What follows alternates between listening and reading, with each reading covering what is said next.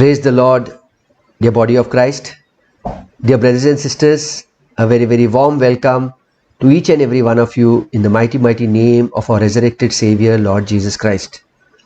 Today, I would be sharing on Romans chapter 9, verses 20 and 21.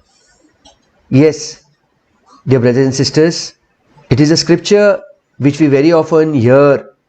People have converted into songs saying, "We are the clay and God is our potter."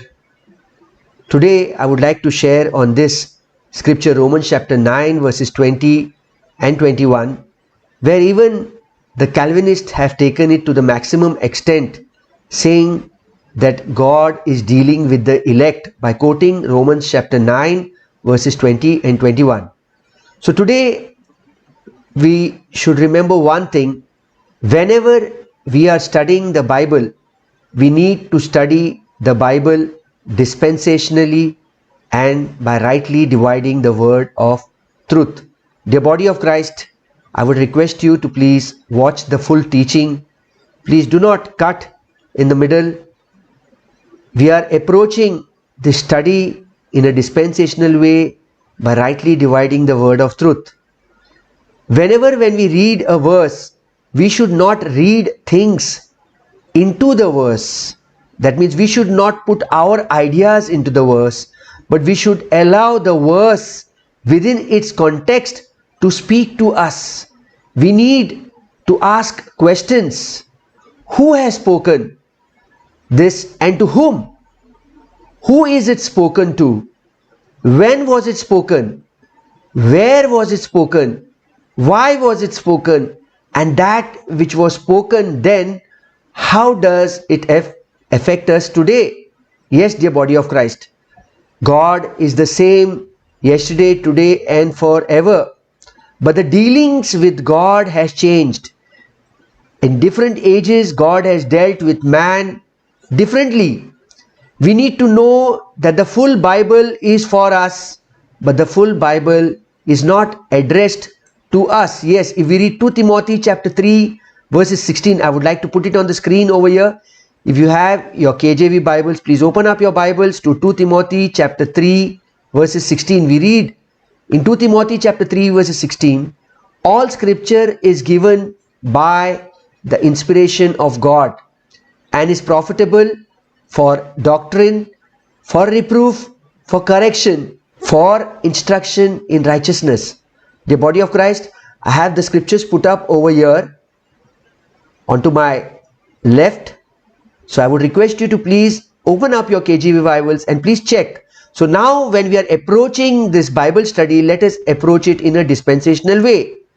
As very often I have spoken, what is dispensation? Dispensation means God dispensing His word at different times in different time periods. Like what God spoke to Noah when there was going to be a flood. God would not tell us today what He spoke to Noah. He told Noah to build an ark. Today He is not going to tell us to build an ark. So God's dealings with man over this time period has changed. So if we go to 1 Corinthians 9 verses 16, we read the word dispensation over there, where Paul is saying, "For though I preach the gospel, I have nothing to glory of, for necessity is laid upon me. Yeah, woe is unto me if I preach not the gospel." 1 Corinthians chapter 9 verses 17, he says over here, "For if I do this willingly, I have a reward. But if against my will, a dispensation of the gospel is committed unto me." So we see very clearly over here, Paul is saying that the dispensation of the gospel, that means Paul was committed to give the gospel under this dispensation of grace. If we go to Acts chapter 20 verses 24, there we see what Paul is basically speaking he was called for. Acts chapter 20 verses 24. You can open up your Bibles to Acts chapter 20 verses 24.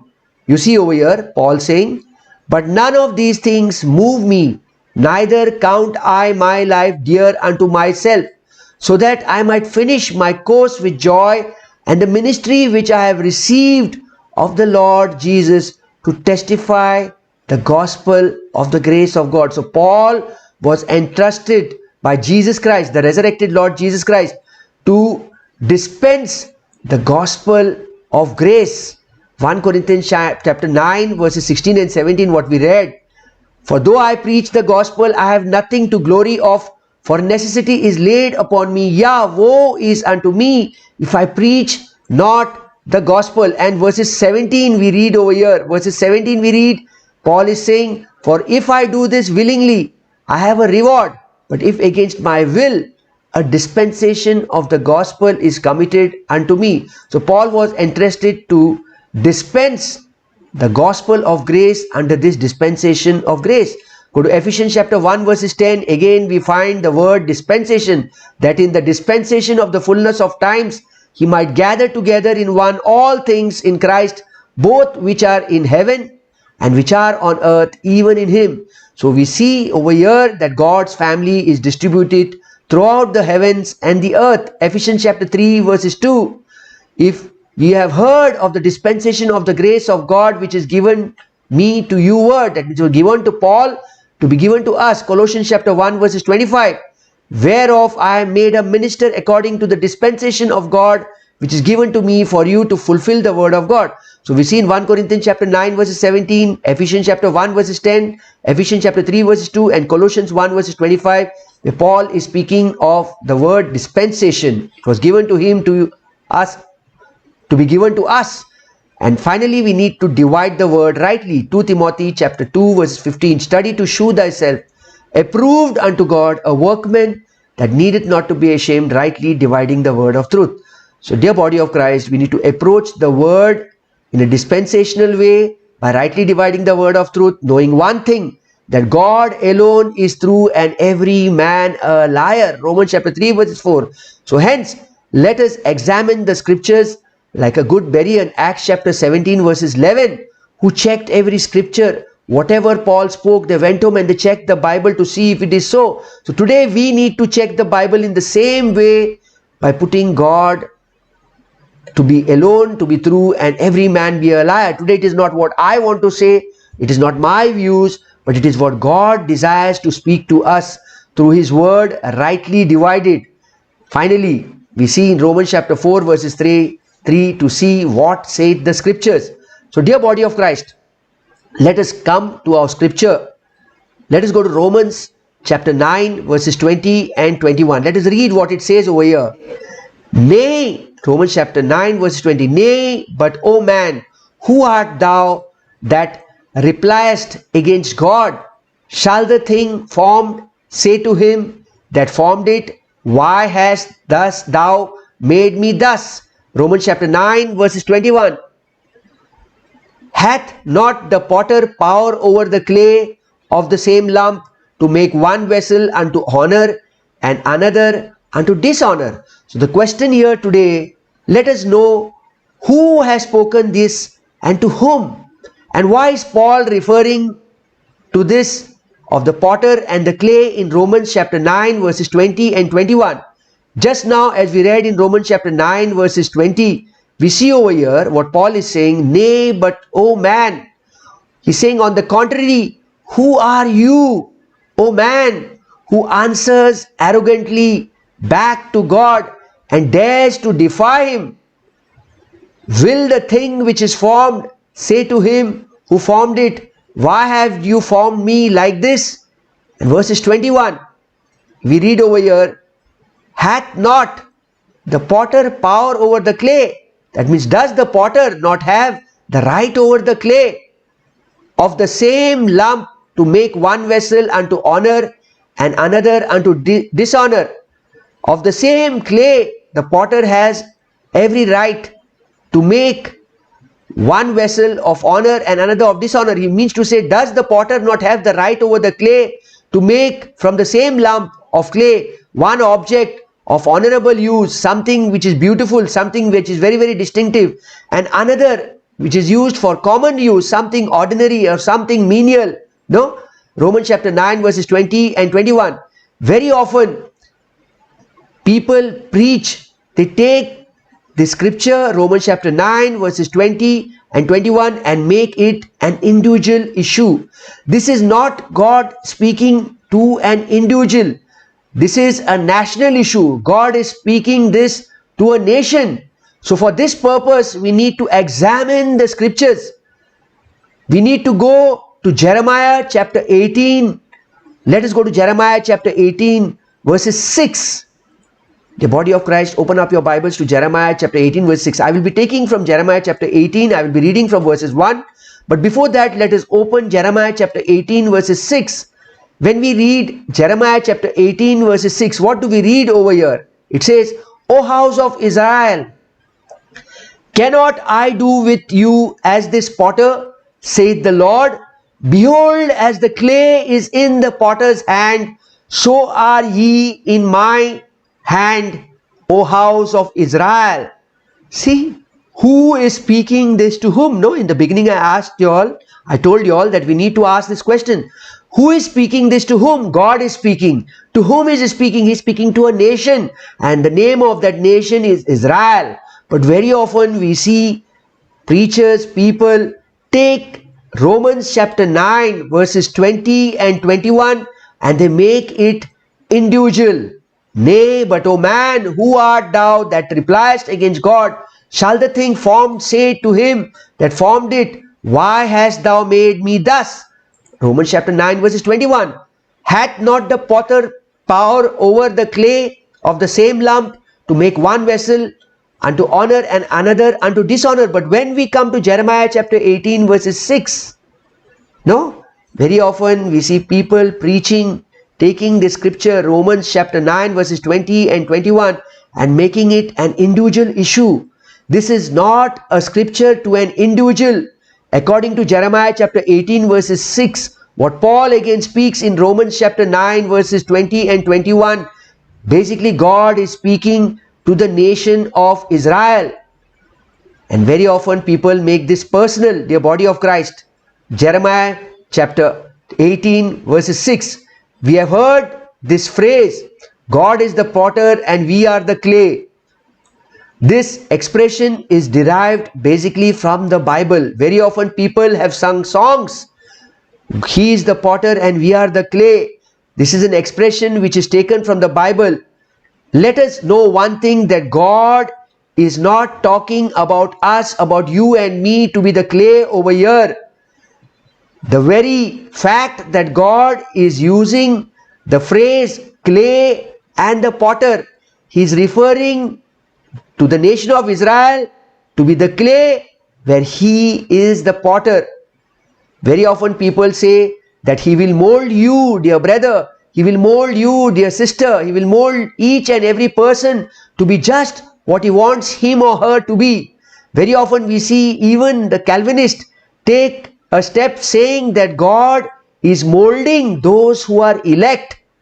The body of Christ, this is not a phrase used for an individual, but God is speaking about a nation, which Paul is again repeating in Romans chapter 9 verses 20 and 21. Paul is again repeating, is again speaking of the nation of Israel. If you read the full of Romans chapter 9, it is basically speaking of the nation of Israel. In the previous verses, you see he's speaking of saying that even before Jacob and Esau were ever born, God says he loved Jacob and he hated Esau. Again, it is not an individual question. It is basically speaking of a nation. God is saying that he loved Jacob. Jacob means Israel, and hated Esau. Esau is the Edomites. No, I will take a teaching on that too. But presently, let us go into this scripture. It is not a proper saying to say that Romans chapter 9 verses 20 and 21 is referred to individuals. Basically, when we read Jeremiah chapter 18 verses 1 to 17, let us go to Jeremiah chapter 18 verses 1 to 17. Jeremiah chapter 18 verses 1. The word which came to Jeremiah from the Lord, saying, we see over here the word of the Lord came to Jeremiah. Jeremiah chapter 18 verses 2. Arise and go down to the potter's house, and there I will cause thee to hear my words. Jeremiah chapter 18 verses 3. Then I went down to the potter's house, and behold, he wrought a work on the wheels.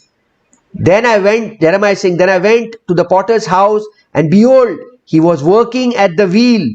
Jeremiah chapter 18 verses 4. We read over here. And the vessel that he made of clay was marred in the hand of the potter. So he made it again, another vessel as seemed good to the potter to make it. We see over in verse 4, it says, and the vessel that he was making from clay was spoiled. It was spoiled in the hand of the potter. So he made it over again, reworking it into another vessel as it seemed good to the potter to make it. Go to Jeremiah chapter 18 verses 5. Then the word of the Lord came to me saying, go to verse 6. O house of Israel, cannot I do with you as this potter, saith the Lord? Behold, as the clay is in the potter's hand, so are ye in my hand, O house of Israel. To whom is God speaking this? He's speaking this to Israel, O house of Israel. Can I not do with you as this potter does, says the Lord? Behold, as the clay is in the potter's hand, so are you. Who is this you? Israel. So are you, Israel, in my hand, O house of Israel. Go to verses 7. Jeremiah chapter 18 verses 7. At what instant I shall speak concerning a nation. See here, it is not an individual, it is concerning a nation and concerning a kingdom to pluck up and to pull down and to destroy. At one time I will suddenly speak concerning a nation or kingdom that I will pluck up and break down and destroy it. Go to Jeremiah chapter 18 verses 8. If that nation, that is the people of that nation against whom I have pronounced, which God has spoken, if they turn from their evil, God is saying, if this nation of Israel turns from their evil, I will repent of the evil that I thought to do unto them. You see over here, I will repent means God is saying, I will change my mind of the evil that I thought to do unto them. I will change my decision concerning, I will reverse my decision. I will relent and reverse my decisions. Repent, the word repent very often preaches. I've put a teaching on the YouTube. What exactly is biblical repentance? Very often people say that repentance means turning away from sin. If repentance is from turning away from sin, then here it says God has repented. I will repent of the evil that repent means to change your mind. God said, I will change my mind of the evil that I thought to do unto them, that is to Israel. Go to verses 9, Jeremiah chapter 18 verses 9. And at what instant I shall speak concerning a nation. You see over here, God is not speaking about an individual person. He's speaking of a nation. And concerning a kingdom to build and to plant it. At another time, I will suddenly speak concerning a nation, God is saying, or a kingdom that I will build up and plant it. Go to verses 10. Jeremiah chapter 18 verses 10. And if I do evil in my sight, that it obey not my voice, then I will repent. Again it says, Jeremiah chapter 18 verse 10, and I will repent of the good wherewith I said I would benefit them. What is God saying over here? And if they do evil in my sight, obeying not my voice, then I will regret and reverse. Reverse, that means change my decision, change my mind, change my decision concerning the good with which I said I would benefit them. Jeremiah chapter 18 verses 11.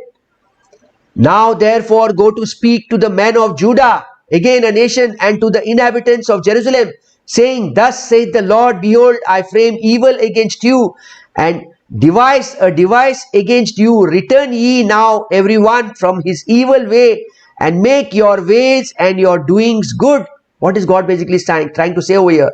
Now therefore say to the men of Judah and to the inhabitants of Jerusalem, Thus says the Lord, Behold, I am shaping evil against you and devising a plan against you. Return now every one from his evil way. Reform, change, is saying reform your accustomed ways and make your individual actions good and right. Go to verses 12, Jeremiah chapter 18 verses 12. Here it said, and they said, there is no hope, but we will walk after our own devices, and we will Everyone do the imagination of his evil heart. Here you see the nation of Israel, but they will say, that is vain, for we will walk after our own devices, and we will each do as the stubbornness of his own evil heart dictates him or dictates her. Jeremiah chapter 18 verses 13. Therefore, thus saith the Lord, ask ye now among the heathen who had heard such things. The virgin of Israel had done a very horrible thing. Verses 13 he says, therefore, thus says the Lord, ask now among the nations, the heathen nations who have heard such things. Virgin Israel has done a very horrible thing. Verses 14. Jeremiah chapter 18 verse 14. Will a man leave the snow of Lebanon, which cometh from the rock of the field, or shall the cold flowing waters that come from another place be forsaken? Saying over here, will the snow of Mount Lebanon fail and vanish from its rocks, which tower above the land of Israel? Will the cold rushing waters, he's saying, will the cold rushing, will the cold flowing, will the cold rushing waters that come from another place, that come rushing from strange lands, that dash down, be dried up? From another place be forsaken. That means, can it be dried up? Go to verse 15. Jeremiah chapter 18 verses 15. Here we read, because my people had forgotten me, they have burnt incense to vanity, and they have caused them to stumble in their ways, for the ancient paths to walk in paths in a way not cast up. God is saying over here, yet my people have forgotten me, they burn incense to false gods. They started worshipping false gods, the nation of Israel. They have been caused to stumble in their ways and in their ancient roads to walk in bypaths in a way not graded and not built up, not on a highway. God is saying they have started worshipping false gods. They are burning incense to false gods. Go to verse 16. This was the sin of the nation of Israel. Go to Jeremiah chapter 18 verse 16. To make their land desolate and a perishing, every one that passeth thereby shall be astonished and wag his head, making their land, that is, God is going to make their land a desolation and a horrible thing to be hissed at perpetually. Everyone who passes by that side will be astonished, will be horrified, and will shake their head. Verses 17, Jeremiah chapter 18 verses 17. And I will scatter them as with an east wind before the enemy. I will shew them the back and not the face in the day of their calamity. Dear body of Christ, let us go to Jeremiah chapter 18 verses 6. I read from Jeremiah chapter 18 verses 1 to Jeremiah chapter 18 verse 17. What do we see over here? We see over here that God is planning to scatter the nation of Israel. Why? Because the nation of Israel has started worshipping false gods. But when we go to Jeremiah chapter 18 verses 6, which is our scripture for study, Romans chapter 9 verses 20 and 21, which we read. When we come to Jeremiah chapter 18 verses 6, we see over here, it says that a potter is the one who sculpts, who makes a clay pot. So God forms the nation of Israel over here. O house of Israel, cannot I do with you as this potter, saith the Lord? Behold, as the clay is in the potter's hand, so are you in my hand, O house of Israel. So God is saying, can I not do what I want to do with this clay? You are like clay in my hand. Who is this clay? This clay is the nation of Israel. It is not an individual person today who is under the dispensation of grace. Who does the clay resemble in Romans chapter 9 verses 20 and 21? The body of Christ. In Romans chapter 9 verses 20 and 21, what we read, it refers to the nation of Israel. Go to Romans chapter 9 verses 20 and 21. Nay, but O man, who art thou that repliest against God? Shall the thing formed say to him that formed it, why hast thou formed me thus? And Romans chapter 9 verse 21. Had not the potter power over the clay of the same lump to make one vessel unto honor and another unto dishonor? This is the issue in Romans chapter 9 verses 20 and 21 is a national issue, which when we read Jeremiah chapter 18 verses 1 to 17, we saw how the nation of Israel had gone away from God. And hence in Jeremiah chapter 18 verses 6, God is saying, O house of Israel, cannot I do with you as this potter? saith the Lord. Behold, as the clay is in the potter's hand, so are ye in my hand. So, the body of Christ, this passage has nothing to do with an individual. This passage has nothing to do with you and to me. This passage is totally focused on the nation of Israel. Further, we also see that many Calvinists use the scripture to show that God is dealing with the elect. Today, let us know one thing, that you and I are not under the dispensation of law. You and I today are under the dispensation of grace. And this, what was spoken over here in Jeremiah chapter 18 verses 6, and what Paul refers in Romans chapter 9 verses 20 and 21, was spoken under a different dispensation. Basically, Romans chapter 9 is again speaking about Israel. It is speaking about Israel in the past, no? About Jacob and Esau. It speaks about two nations. From Jacob came the nation of Israel, and from Esau came the Edomites. So God is saying, I love Jacob and I hated Esau even before they were born. So very often Calvinists even use this scripture to show the sovereignty of God. But here, clearly, when we divide the word rightly, we come to know that Jacob and Esau in Romans chapter 9 is basically referring to two nations. It refers to Israel and the Edomites. Jeremiah was speaking in context of the Babylonian captivity over here in Jeremiah chapter 18 verses 1 to 17. We need to know and understand in what reference was Paul speaking in Romans chapter 9 verses 20 and 21. Basically, this is a scripture from Jeremiah chapter 18 verses 6, which is spoken by Jeremiah in the context of the Babylonian captivity. When the Israelites were captivated, when this Israel that was so sinful was now captivated under the Babylonian captivity and would be punished. So God is saying that He wants to shape them into a vessel which is worthy of God's wrath. No, God is going to shape the nation of Israel worthy of His wrath. This is the similar shaping which we read, which is happening to Israel with respect to Romans chapter 9. No, Romans chapter 9 speaks of the same thing. We know one thing, that Israel had rejected Jesus Christ, rejected God the Father in Matthew chapter 21 verses 23 to 27. At Calvary, they rejected Jesus Christ, the Son of God. Mark chapter 15 verses 12 to 18. No, I just put Matthew chapter 21 verses 23 onwards. We see they rejected God the Father through the baptism of John the Baptist. When John the Baptist came preaching and baptizing in the river Jordan, they rejected. This was a question put to Jesus, no, in Matthew chapter 21 verses 23. And when he was come into the temple, the chief priest and the elders of the people came unto him as he was teaching, and said, By what authority dost thou these things, and who gave thee this authority? These are the Pharisees and the teachers who were chief priests who have come in the temple and asking Jesus, By what authority are you doing these things? Verses 24. And Jesus answered and said unto them, I also will ask you one thing, which if you tell me, I in likewise will tell you by what authority I do these things. Verses 25. The baptism of John, Jesus is asking them, the high priest and all who came to question Jesus in Matthew chapter 21 verse 23. And when he was come into the temple, the chief priest and the elders of the people came into and asked him, By what authority are you doing you? Then in verse 25, Jesus is saying, the baptism of John, tell me, Jesus is telling them, whence was it? From heaven or from men? From heaven, that means was it from God the Father or was it from men? And they reasoned with themselves, saying, If we shall say from heaven, that means if we shall say from God the Father, He will say unto us, Why did you not believe Him? Verses 26.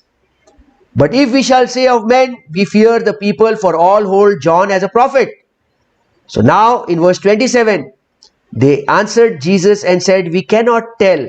And He said unto them, Neither tell I you by what authority I do these things. So they rejected the authority of God the Father, who had appointed John the Baptist to perform the baptism. No, they rejected the authority of God the Father. Second time they rejected Jesus Christ at Calvary. Mark chapter 15 verses 12, 13, 14, 15, 16, 17, 18. And Pilate answered and said again unto them, What will ye then that I shall do unto him whom you call the King of the Jews. Verses 13. And they cried out again, crucify him. Verses 14. Then Pilate said unto them, what evil hath he done? And they cried out the more exceedingly, crucify him. Verses 15. And so Pilate, willingly to content the people, released Barabbas unto them and delivered Jesus when he had scourged him to be crucified. Verses 16. And the soldiers led him away into the hall called Praetorium, and they called together the whole band. Verses 17. And they clothed him with purple and patted a crown of thorns and put it about his head. Verses 18. We see over, and began to salute him, Hail King of the Jews. So we see they rejected God the Father in Matthew chapter 21 verses 23 onwards. They rejected God the Son in Mark chapter 15 verses 12 to 18. And then they rejected God the Holy Spirit in Acts chapter 7 verses 51 to 60. You can read over there. During the preaching of Stephen, they rejected God the Holy Spirit. You stiff-necked and uncircumcised in heart and ears, you do always resist the Holy Ghost, as your fathers did, so do you. So right from Acts chapter 7 verses 51 to 52, 53, as you read, you can read it, dear body of Christ, who have received the law by the disposition of angels and have not kept it. Verses 54, when they heard these things, they were cut to heart and they gnashed on him with their teeth.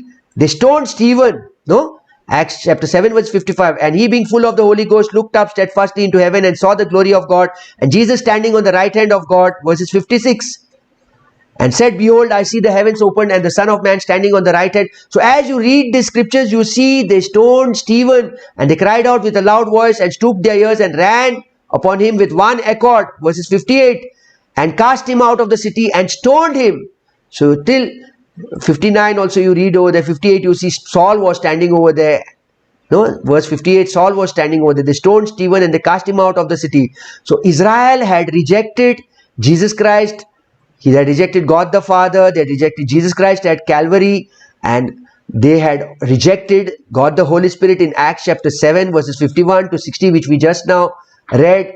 And so Israel was coming under the wrath of God. Israel was fit for the wrath of God. It was the completion, it was the culmination that God's wrath would be coming upon Israel, and it began with the captivity of Babylon in the Old Testament, no? With the captivity of Babylon, centuries much before the stoning of Stephen, it began over there. And here in Romans chapter 9 verses 19, what do we read? Romans chapter 9 verses 19 again, 19, 20 and 21. We read in Romans chapter 9 verses 19. What do we read over here? Thou wilt say then unto me, why doth he yet find fault, for who hath resisted his will? Romans chapter 9 verses 21. Nay, but O man, who art thou that repliest against God? Shall the thing formed say to him that formed it, why hast thou made thus? Verses 21. Hath not the potter power over the clay of the same lump to make one vessel unto honor and another unto dishonor? Verses 22. What if God, willing to shew his wrath? See, you see the wrath of God. They rejected God in the Old Testament over there by disobeying God and by worshipping idols, pagan gods. And God's wrath kindled over there. It started right from the Babylonian captivity, the wrath of God.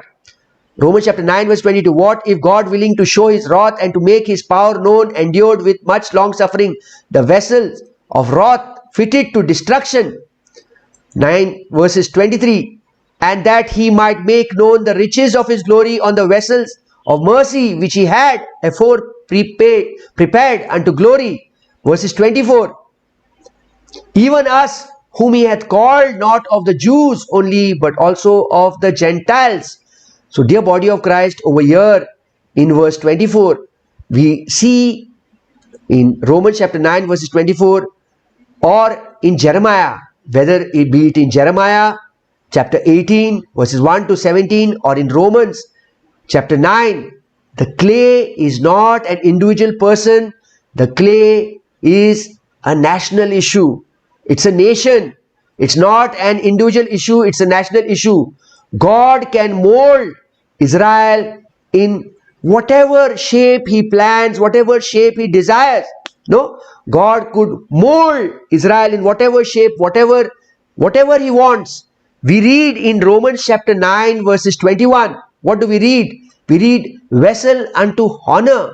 Hath not the potter power over the clay of the same lump to make one vessel unto honor and the other vessel of dishonor? So God has the right to make one vessel of honor and vessel of dishonor. This is not again a individual issue. God is not talking individually about a person. God is talking collectively of a full nation. Romans chapter 9 verses 21, vessel of honor and vessel of dishonor. Go to Romans chapter 9 verses 22. What do we read over here? Romans chapter 9 verses 22. We read over here, what if God, willing to show his wrath and to make his power known, endured with much long suffering? In order to make his power known, God would bring his wrath upon the nation of Israel, endured with much long suffering. The vessels of wrath fitted for God was long suffering. God bore up with the nation of Israel, and now he would pour out his wrath upon the nation of Israel. Go to Romans chapter 9 verses 23. It speaks vessels of and that he might make known the riches of his glory on the vessels of mercy which he had afore prepared unto glory. Much before he has prepared for his glory. When Israel, the body of Christ, Israel enjoyed a great position under the prophetic program. She had great privileges under the prophetic program. Israel was a vessel of honor under the prophetic program. Now when we read Paul's letter in Romans chapter 9, Paul notes that God turned Israel into a vessel of dishonor. Romans chapter 9 verses 20 and 21. God turned Israel into a vessel of dishonor. Romans chapter 9 verses 20. Nay, but O man, who art thou that repliest against God? Shall the thing formed say to him that formed it, why hast thou made thus? Verses 21. Hath not the potter power over the clay of the same lump to make one vessel of honor and another of dishonor?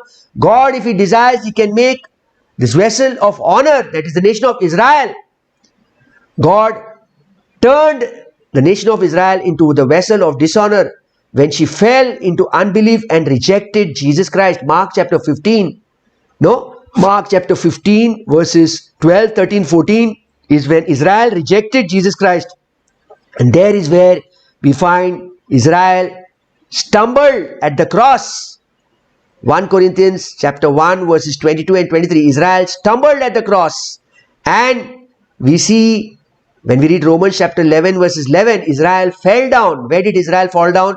Israel actually fell down when they rejected God the Holy Spirit during the preaching of Stephen.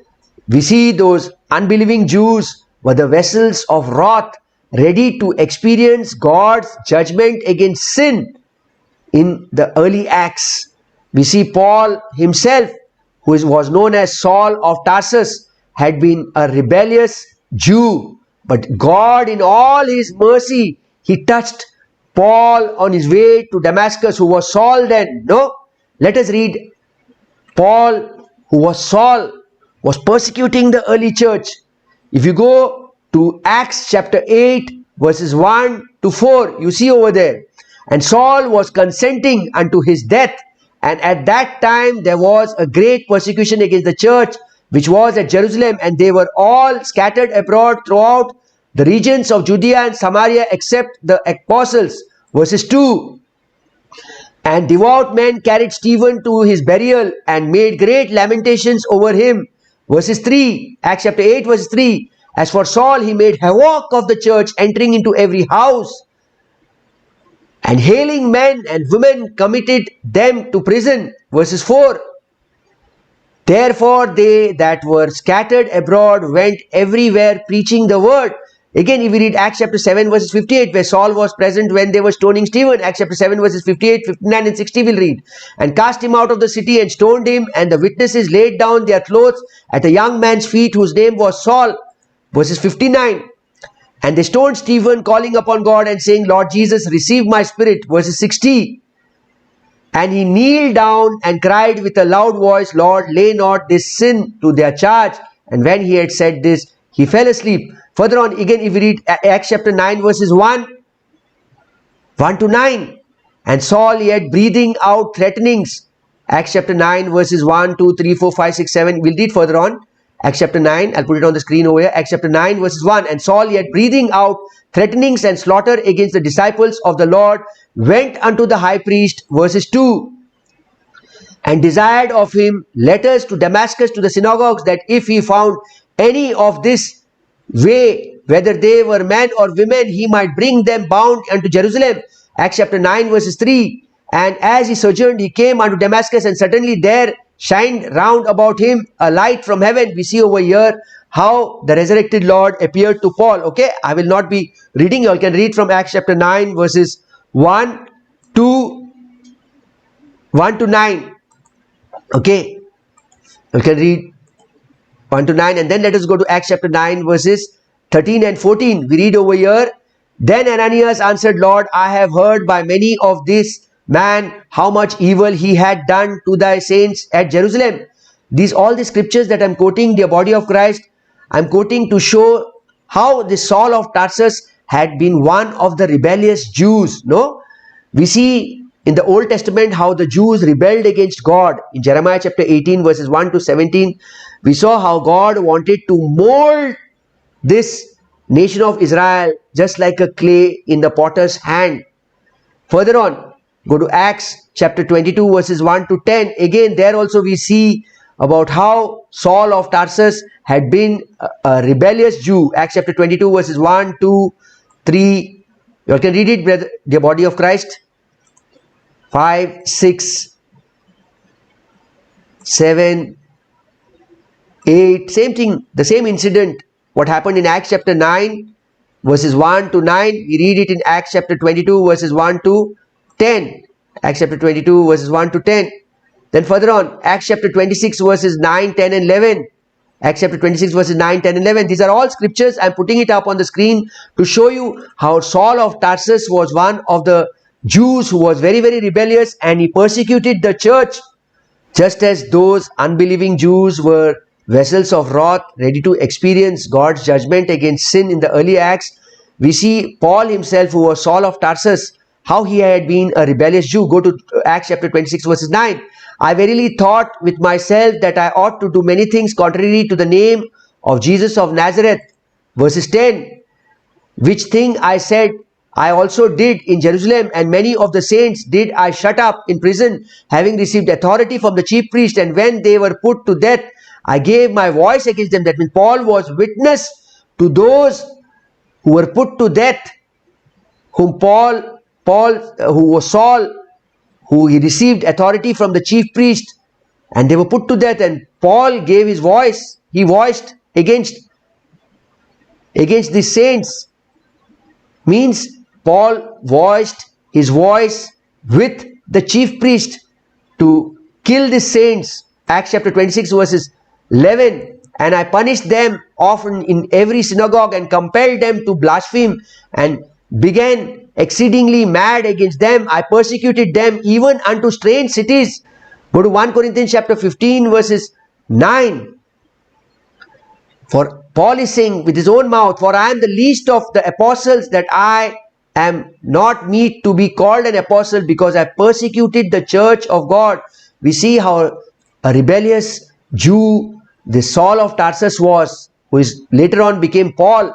Go to Galatians chapter 1, verses 23 and 24. But they had heard only that he was persecuted us in times past, now preacheth the faith which once he destroyed. Galatians chapter 1, verses 24. And they glorified God in me. Further on, Paul is speaking about himself in 1 Timothy chapter 1, verses 13 to 16. What is Paul saying? 1 Timothy chapter 1, verse 13. Who was before a blasphemer and a persecutor and injurious, but I obtained mercy because I did it ignorantly in unbelief. 1 Timothy chapter 1, verse 14. And the grace of our Lord was exceedingly abundant with faith and love which is in Christ Jesus. 1 Timothy chapter 1, verses 15. This is a faithful saying and worthy of all exception, that Christ Jesus came into the world to save sinners, of whom I am the chief. verses 16. Howbeit for this cause I obtained mercy, that in me first Jesus Christ might shew forth all long suffering for a pattern to them which should hereafter believe on him to life everlasting.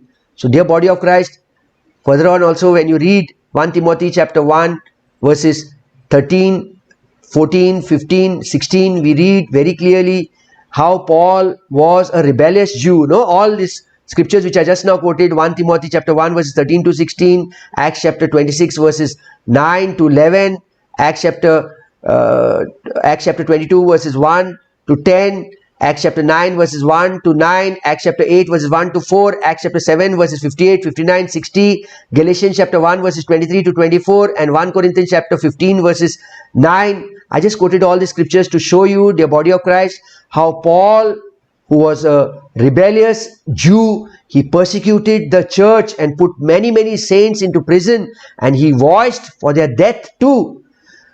We see in 1 Thessalonians chapter 2 verses 14 to 16 how Paul is speaking on the unbelieving Jews, on their activities, what they did during his Acts ministry. Let us go to 1 Thessalonians chapter 2 verses 14, 15 and 16.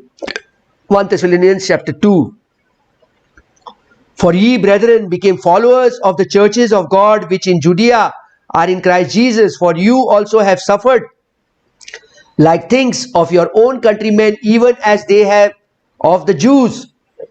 1 Thessalonians chapter 2 verses 15. Who both killed the Lord Jesus and their own prophets, and have persecuted us, and they please not God, and are contrary to all men. So we see over here in chapter 14, 15 and 16, Paul is basically speaking of the Jews who were unbelieving. He's speaking about their activities during his ministry in the book of Acts. No, in the book of Acts we see the ministry of Paul. We see Paul over here into 1 Thessalonians chapter 2 verses 14, 15 and 16. He is basically speaking of the Jews who were unbelieving, and they had their activities which continued during the ministry of Paul in the book of Acts. No, verses 16, 1 Thessalonians chapter 2 verses 16. Forbidding us to speak to the Gentiles that they might be saved, to fill up their sins away, for the wrath is come upon them to the uttermost. I'll repeat it again, 1 Thessalonians chapter 2 verses 14. For ye, brethren, became followers of the churches of God which in Judea are in Christ Jesus. For ye also have suffered like things of your own countrymen, even as they have of the Jews. Verses 15. Who both killed the Lord Jesus and their own prophets, and have persecuted us, and they please not God, and are contrary to all men. 1 Thessalonians chapter 2 verse 16. Forbidding us to speak to the Gentiles that they might be saved, to fill up their sins away, for the wrath is come upon them to the uttermost. So dear body of Christ, we saw over here that the wrath of God was now to fall upon Israel. In Acts chapter 7 verses 51 to 60, when the unbelieving Jews took Stephen, they stoned Stephen, Acts chapter 7 verses 51, no, they had actually sinned against the Holy Spirit. God took the unbelieving Jews, and there were Gentiles. He took the unbelieving Jews and he mixed them up together, lumped them together, and changed their status to vessels of mercy. No, the wrath of God was about to fall on these unsaved Jews, on this Israel that had rebelled against Stephen, had gone against the Holy Spirit. But God took these unbelieving Jews and unbelieving Gentiles, He mixed them up together, He made them into a lump of clay together, mixing them up together, and changed their very identity, their very status to the vessels of mercy.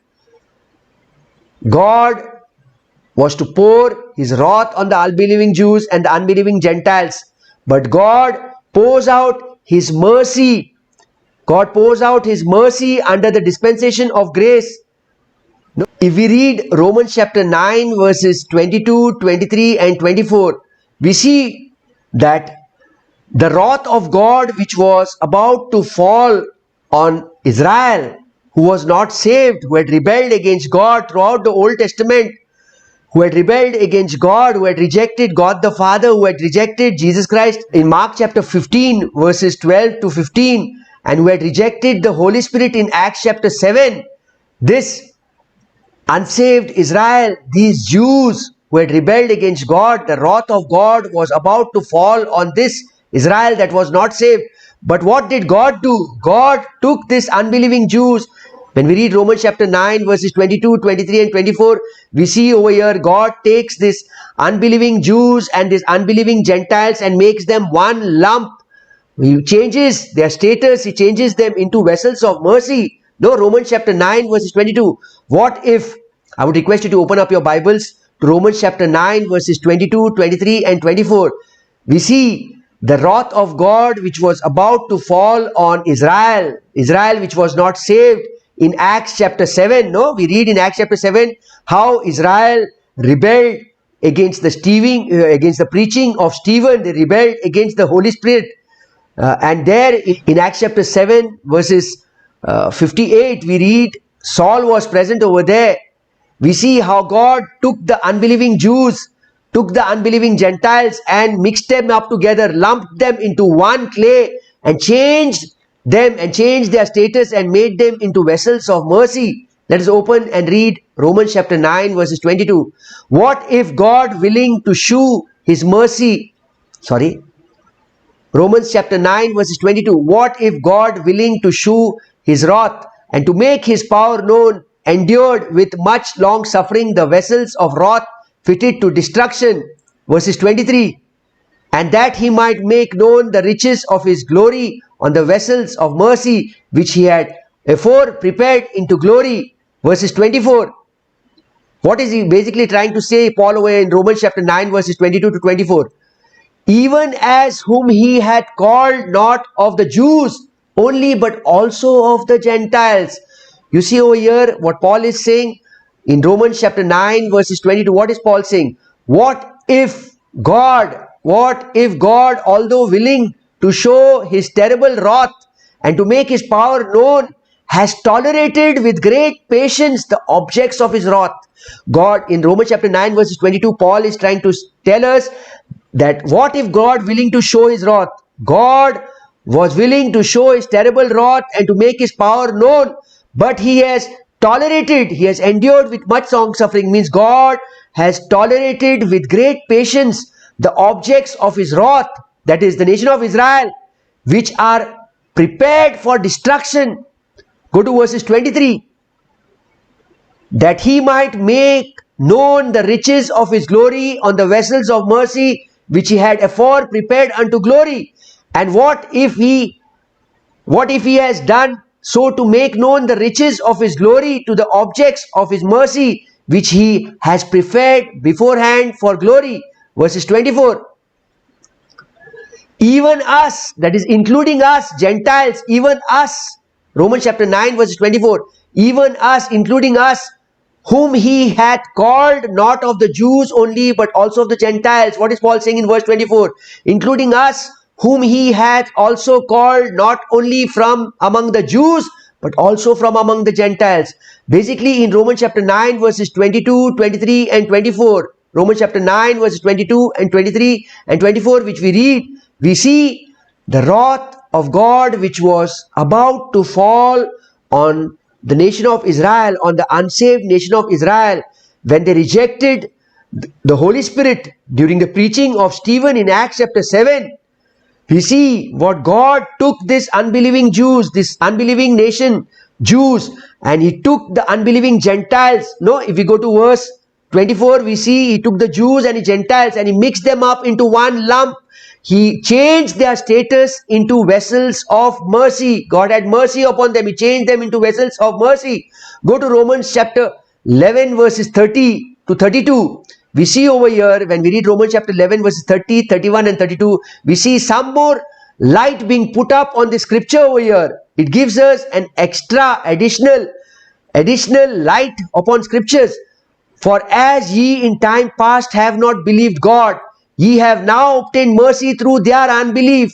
For as you Gentiles, Paul is saying, you Gentiles in time past have not believed, that means during their covenants and during their promises, the Gentiles had not believed, yet have now obtained mercy through their unbelief. Whose unbelief? Through the unbelief of Israel. For as ye in time past, this ye, for as ye is Gentiles, in time past have not believed God, yet now have obtained mercy, yet now we have obtained mercy through their unbelief. Whose unbelief? Through the unbelief of Israel. Go to verse 31. Even so have these also now not believed, even so have these also now not believed, that through your mercy, that through your, who is this your? Through the Gentiles' mercy, they, who is this they? Unbelieving Israel, also may obtain mercy. Are you understanding the body of Christ? Go to Romans chapter 11 verses 32. For God had concluded them all in unbelief, that he might have mercy upon all. For God had concluded them all. Them all is both Jews and Gentiles in unbelief, that he might have mercy upon all that is both Jews and Gentiles. The body of Christ, today we see that God is not making any difference between the Jews and the Gentiles. Today God is forming the church. If we go to Galatians chapter 3 verses 28, what do we read in Galatians chapter 3 verse 28? There is neither Jew nor Gentile today. There is neither bond nor free. There is neither male nor female. For you are all one in Christ Jesus. The body of Christ, the scriptures which we read first in Romans chapter 9 verses 22, 23 and 24. No? What if God, willing to show his wrath and to make his power known, endured with much long suffering the vessels of wrath fitted to destruction? Romans chapter 9 verses 23. And that he might make known the riches of his glory on the vessels of mercy, which he had afore prepared unto his glory. Romans chapter 9 verses 24. Even us whom he had called, not of the Jews only, but also of the Gentiles. Today God is mixing up the lump together, both the Jews and Gentiles. No, Galatians 3:28, which I just now read, is mixing up both together. Today in the body of Christ, there are both the Jews as well as the Gentiles together. Today God is forming the church, the body of Christ, using Jews and using Gentiles who will trust in the finished cross work of Jesus Christ. So you may be anyone today if you believe in the gospel. 1 Corinthians chapter 15 verses 1 to 4. If you believe not in vain that according to scripture Jesus Christ died, Jesus Christ was buried, and according to scripture Jesus Christ rose again on the third day, you are saved. So be it a Jew or a Gentile, if they believe in the finished cross work of Jesus Christ, they are saved. Today God is forming the church, the body of Christ, using the Jews, using any Jew, and he's using any Gentile who will trust in the finished cross work of Jesus Christ. Go to Romans chapter 11 verses 23 and 24. Romans chapter 11 verses 23 and 24. And they also, if they abide not still in unbelief, shall be grafted in, for God is able to graft them in again. Romans chapter 11 verse 24. For if thou wert cut out of the olive tree, which is wild by nature, and wert grafted contrary to nature into a good olive tree, how much more shall these which be natural branches be grafted into their own olive tree? These are the Jews who had not believed, and they are grafted back again into. So today, according to Galatians chapter 3 verses 28, God is forming the church, the body of Christ, using all those Jews and using all those Gentiles who will trust in the finished cross work of Jesus Christ, who will trust in the blood, who will trust in the finished cross work of Jesus Christ. 1 Corinthians chapter 15 verses 1 to 4. Who will believe that according to scripture Jesus Christ died, who will believe not in vain, according to scriptures Jesus Christ was buried, and on third day according to scripture Jesus Christ rose again. Today we see prophecy is postponed, that today the mystery program might come into operation. Romans chapter 11 verses 25. The body of Christ, Romans chapter 11 verse 25. For I would not, brethren, that you should be ignorant of this mystery, lest you should be wise in your own conceits, that blindness in part is happened to Israel. You know, at the cross, 1 Corinthians chapter 1 verses 22 and 23, at the cross, when Israel rejected Jesus Christ, in Mark chapter 15 verses 12, 13, 14, when Pontius Pilate gave them a choice, the King of the Jews, Jesus Christ or Barabbas, they said, crucify Jesus Christ, crucify. There at the cross, you see the Jews stumbled. 1 Corinthians chapter 1 verses 22 and 23. They stumbled at the cross. But when they rejected God the Holy Spirit in Acts chapter 7, there we see Israel fell down. Romans chapter 11 verse 25. For I want not you, brethren, that you should be ignorant of this mystery, lest you should be wise in your own conceits, that blindness in part has come to Israel, has happened to Israel until the fullness, and Israel became blind. Israel fell down. Where Israel fell down? The moment they rejected God the Holy Spirit in Acts chapter 7. We see God raised up a man named Saul in Acts chapter 9. And that's how the body of Christ, through Paul, who was the first member of the body of Christ, was formed. The body of Christ, today you and I are members of the body of Christ, where Jesus Christ is our head. Romans chapter 9 verses 20 and Romans chapter 9 verses 21. No, Romans chapter 9 verse 20. Nay, but O man, who art thou that repliest against God? Shall the thing formed say to him that formed it, why hast thou made me thus? Romans chapter 9 verses 21. Hath not the potter power over the clay of the same lump to make one vessel unto honor and another unto dishonor? This, Romans chapter 9 verses 20 and 21, which very often preachers quote, saying that it is for us, it is not for individuals, this is for a nation. Read Jeremiah chapter 18 verses 6. O house of Israel, can I do with you as this potter, saith the Lord? Behold, as the clay is in the potter's hand, so are you in my hand, O house of Israel. We need to read Jeremiah chapter 18 verses 1 to 17, and we will come to know that this clay is not a reference to an individual person. This clay is a reference, which Paul is again referring in Romans chapter 9 verses 20 and 21. This clay is a reference to the nation of Israel. Today you and I are not clay in the potter's hands, where God is the potter, but the nation of Israel is that clay in the potter's hands. Jeremiah chapter 18 verses 6, God is the potter, the nation of Israel is the clay, and God is the potter. You and I are members of the body of Christ. Go to Ephesians chapter 1 verses 22. And had put all things under his feet and gave him to be the head over all things to the church. So Jesus Christ is our head today, and we are the church, we are the body of Christ. Ephesians chapter 1 verse 23, which is his body. You and I are members of the body. Ephesians chapter 1 verses 22. Jesus Christ is the head. Ephesians chapter 1 verses 22.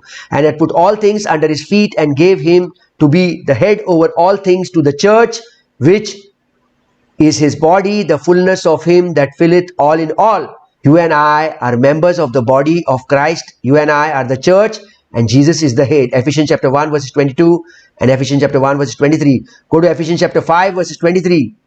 For the husband is the head of the wife, even as Christ is the head of the church. That means Christ is your head, Christ is my head. We are the body of Christ. God was the potter. He is the potter of the nation of Israel. According to Jeremiah chapter 18 verses 6 and Romans chapter 9 verses 20 and 21. Colossians chapter 1 verses 18. And he is the head of the body, the church. You and I are the body of Christ. You and I are the church. He is the head, who is the beginning, the firstborn from the dead, that is, that in all things he might have the preeminence. Colossians chapter 2 verses 10. And ye are complete in him, which is the head of all principality and power. So you and I today are complete in the body of Christ. You and I are the complete church, where Jesus Christ is the head. So dear body of Christ, Jesus Christ is the head, and you and I are members of the body of Christ. Colossians chapter 1 verses 18. And he is the head of the body, the church. So Jesus Christ is the head, and we are the members of the body of Christ, the church.